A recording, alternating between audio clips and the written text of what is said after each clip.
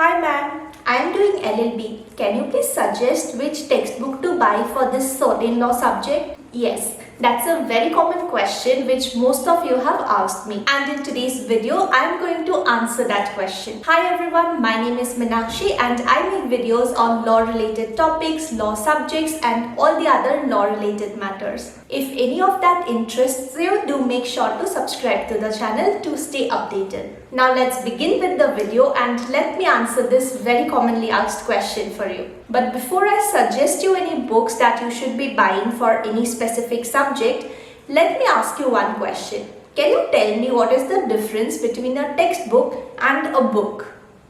If you know the answer, you can leave that in the comment section below. But let me answer this anyways.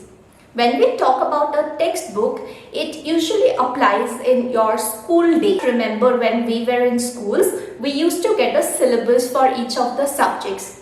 And also there used to be textbooks for each of those subjects.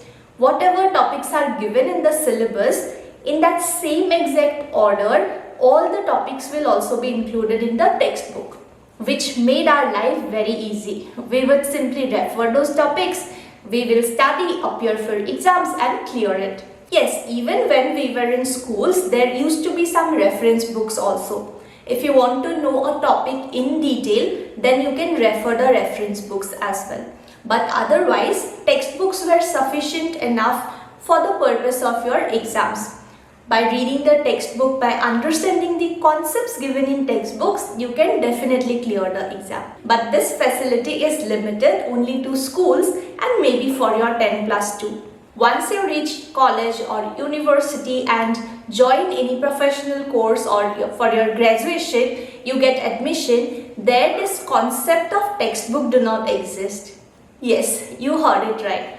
There is no concept of textbook as such, but rather you get different books on different subjects. If you have joined your LL.B. course and maybe you have a subject like constitution or contract.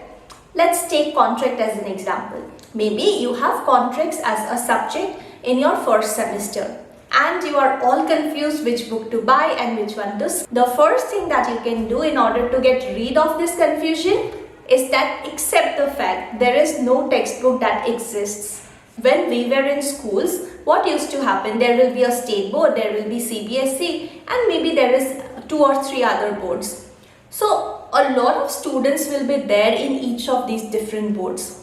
Whatever textbooks are suggested or whatever textbooks are recommended, all of those would be from that certain board only. There will be a lot of students reading or studying under that board and all of those students are going to buy those textbooks. This is how it works when we were in schools.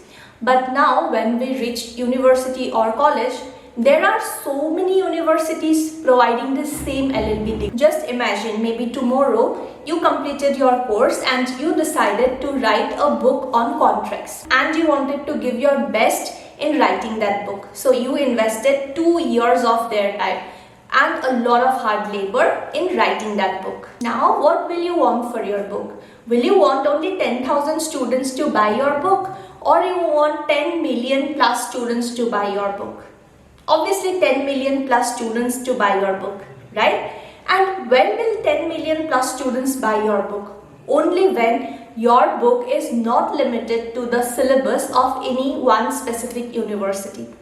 If you are only following the KSLU syllabus and writing a book, only KSLU students are going to buy your book, which is a very limited number of students who are doing LL.B. But rather, if you download contract syllabus from 10 or 20 different universities and try to include all the topics given there, a lot more students are going to buy your book because whatever is covered in their syllabus, you are covering it in your book also. For graduation and other higher studies, because the entire syllabus is decided by the specific universities and we have so many universities, that's the reason why you don't get a text. So for whatever law subjects you are going to buy a book, you cannot expect that each and every topic will be there in that certain book. Might be you will have to refer 2-3 books also and that is completely okay. You don't need to buy 2-3 books as such.